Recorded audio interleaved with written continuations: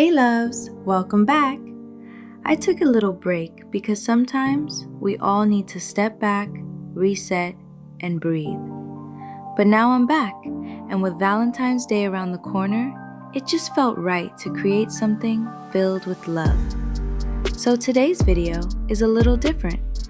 It's not just a craft, it's a story, a moment, and maybe even a reminder that love doesn't have to be expensive or complicated. So this all started with a simple trip to Dollar Tree. I wasn't planning a Valentine project at all. I was just walking through the aisles, letting my mind wander, when I saw it, a wooden heart-shaped board.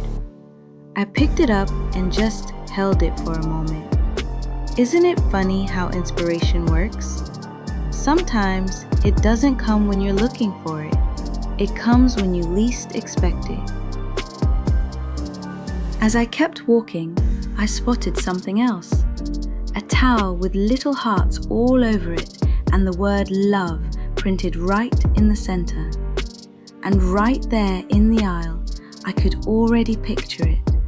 I could see how these two simple items could come together to create something meaningful.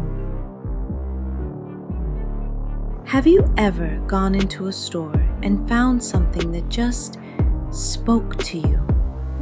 Not because it was expensive or trendy, but because you could already imagine the finished piece in your mind.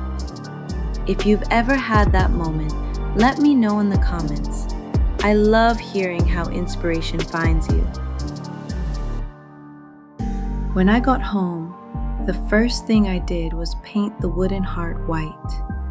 I chose white because it feels clean, soft, and timeless. Perfect for Valentine's. While I'm painting, I always slow down. Crafting is my quiet time. It's where my thoughts settle and everything else fades away for a moment. So once the paint was completely dry, I thought, okay, now we're getting to the easy part. Or at least, that's what I told myself. I grabbed my tacky glue, ready to attach the fabric, and listen. When I tell you, this glue was thick. I mean, thick. Jesus, the way I was squeezing this bottle, you would have thought I was in the gym. My hands started cramping, my fingers were locking up, and at this point I'm thinking, why is glue fighting me today? I almost got lockjaw. No, lockjaw. Because tell me why my whole hand was struggling just to get this glue out. Be honest, has glue ever done you like this? Please tell me it's not just me. And this is where crafting really teaches patience. Because in that moment, I could have rushed, made a mess, or just gave up. But instead, I slowed down, took my time, and worked with what I had. Sometimes love is like that too. It's not always smooth. It's not always easy. But if you take your time, it still comes together. Once I finally got enough glue on there, I laid the fabric over the heart and made sure the design was centered. This part takes patience. You only get one chance once the glue goes down. As I pressed the fabric into place, I kept thinking about how love is kind of like that. You take your time, you're careful, and you hope it all comes together just right. After everything was secure, I trimmed off the edges. This is the moment when the project really starts to look finished. It's also my favorite part, when all the little steps finally make sense.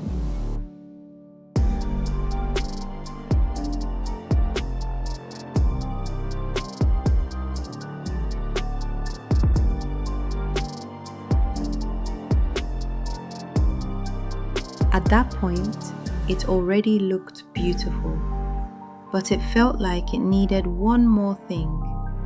So I added a bow. And just like that, a few simple Dollar Tree items turned into a heartfelt Valentine gift. So I added the bow, stepped back and thought, okay, this is it. The gift was done.